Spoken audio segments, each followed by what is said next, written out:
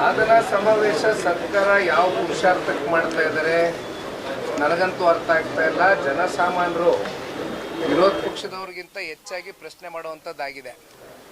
ಈಗ ಬೆಳಗ್ಗೆಯಿಂದ ನಾವು ಮಾಧ್ಯಮದಲ್ಲಿ ಸುದ್ದಿ ನೋಡ್ತಾ ಇದ್ದೀವಿ. ಸಾರಿಗೆ ಇಲಾಖೆ ಯಾವ ರೀತಿ ಇನ್ಎಫಿಷಿಯೆಂಟಾಗಿ ಕೆಲಸ ಮಾಡ್ತಾ ಇದೆ ಅನ್ನೋದು ನೋಡ್ತಾ ಇದ್ದೀವಿ.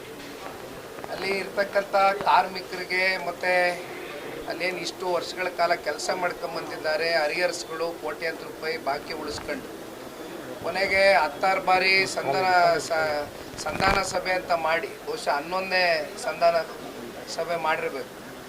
ಅಂತಿಮವಾಗಿ ಶಕ್ತಿ ಯೋಜನೆ ಮೂಲಕ ಫ್ರೀ ಬಸ್ಸು ಅಂತ ಹೇಳಿದವರು ಕಾಂಗ್ರೆಸ್ ಕೊನೆಗೆ ಸಾರಿಗೆ ಇಲಾಖೆ ಇವತ್ತು ಎಲ್ಲಿ ಬಂದು ನೆಲ ಕಚ್ಚಿ ನಿಂತಿದೆ ಅಂತ ಉತ್ತರ ಕೊಡಬೇಕಾಗ್ತದೆ. ಒಂದು BMTC ಇರಲಿ, KSRTC ಇರಲಿ, ಇವು ಯಾವುದೇ ವಿಚಾರದಲ್ಲಿ ಖರೀದಿ ಮಾಡ್ಲಿಕ್ಕಾಗಿದೆಯಾ? ಒಂದು ಟೈರ್ ಕೂಡ ಬದಲಾವಣೆ ಮಾಡೋಕ್ಕಾಗ್ತಲ್ಲ. ಒಂದು ಮೇಂಟೆನೆನ್ಸ್ ಬಿಡುಗಡೆ ಮಾಡ್ತಕ್ಕಂಥದ್ದಕ್ಕೆ ಇವತ್ತು ಸರ್ಕಾರದಲ್ಲಿ ದುಡ್ಡಿಲ್ಲ. ಆ ಪರಿಸ್ಥಿತಿಗೆ ಬಂದು ನಿಂತಿದ್ದಾರೆ. ಇನ್ನೊಂದು ಕಡೆ ಸಂಬಳ ಕೊಡ್ತಕ್ಕಂಥದ್ದಕ್ಕೆ ಅದನ್ನು ಕೂಡ ಯಾವುದೇ ರೀತಿಯಾದಂಥ ತೀರ್ಮಾನಗಳು ತಗೊಳ್ತಾ ಇಲ್ಲ. ಇವತ್ತು ಸನ್ಮಾನ್ಯ ಕುಮಾರಣ್ಣ ಅವರು ಬೆಂಗಳೂರು ಸಿಟಿಗೆ 4,500 EV ಬಸ್ಗಳೇನಾದ್ರು ಕೊಡದೇ ಹೋಗಿದ್ರೆ ಬಹುಶಃ ಪರಿಸ್ಥಿತಿ ಎಲ್ಲಿಗೆ ಬಂದು ನಿಂತಿರೋದು ಅನ್ನೋದನ್ನು ಬಹುಶಃ ಈ ರಾಜ್ಯ ಸರ್ಕಾರದವ್ರು ಆಲೋಚನೆ ಮಾಡಬೇಕಾಗ್ತದೊಮ್ಮೆ. ಇಲ್ಲಿ ಸಾಧನಾ ಸಮಾವೇಶ ಮಾಡೋದ್ಬಿಟ್ಟು ಬೆಂಗಳೂರು ಸಿಟಿನಲ್ಲಿ ಎಲ್ಲ ಕಡೆ ಕಸದ ರಾಶಿ ಹರಡಿದೆ, ಜನ ಒದ್ದಾಡ್ತಾ ಇದೆ, ಇದರಿಂದ ರೋಗಗಳು ಹರಡ್ತಾ ಇದೆ. ಬೆಂಗಳೂರು ಸಿಟಿ ಅಂತಕ್ಕಂಥ ನಗರಕ್ಕೆ ಮಾತೆತ್ತಿದ್ರೆ ಸಿಲಿಕಾನ್ ವ್ಯಾಲಿ ಅಂತೀವಿ, ಸಿಲಿಕಾನ್ ವ್ಯಾಲಿಯಾಗಿ ಉಳಿದಿಲ್ಲ. ಇವತ್ತು ಗಾರ್ಬೇಜ್ ನಗರ ಆಗಿ ಪರಿವರ್ತನೆ ಆಗ್ಬಿಟ್ಟಿದೆ ಬೆಂಗಳೂರು ನಗರ. ಇವೆಲ್ಲ ಮುಂದಿಟ್ಕೊಂಡು ಇವತ್ತು ಸಾಧನಾ ಸಮಾವೇಶ ಮಾಡ್ತಾ ಇದ್ದಾರೆ. ನನಗಂತೂ ಅರ್ಥ ಆಗ್ತಾ ಇದೆ.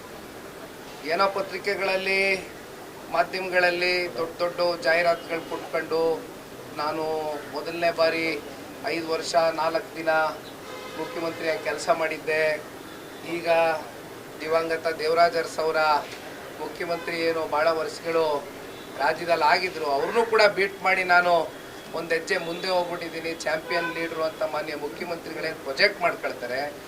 ಎಷ್ಟು ದಿನ ನಾವು ಮುಖ್ಯಮಂತ್ರಿ ಕುರ್ಚಿಲಿ ಕೂತಿದ್ವಿ, ಎಷ್ಟು ದಿನ ಸರ್ಕಾರದಲ್ಲಿ ಆಡಳಿತದಲ್ಲಿ ಕೂತಿದ್ವಿ ಅಂತಕ್ಕಂಥದ್ದು ಮುಖ್ಯ ಅಲ್ಲ. ಬದಲಾಗಿ ಕೂತಂಥ ಸಂದರ್ಭದಲ್ಲಿ ಎಷ್ಟು ಜನರ ಜೀವನ ಬದಲಾವಣೆ ಮಾಡಿದ್ದೀರಿ, ಎಷ್ಟು ಜನರ ಜೀವನ ಹಸನಗೊಳಿಸಿದ್ದೀರಿ ಅಂತಕ್ಕಂಥದ್ದು ಚರ್ಚೆ ಆಗಬೇಕಾಗಿದೆ.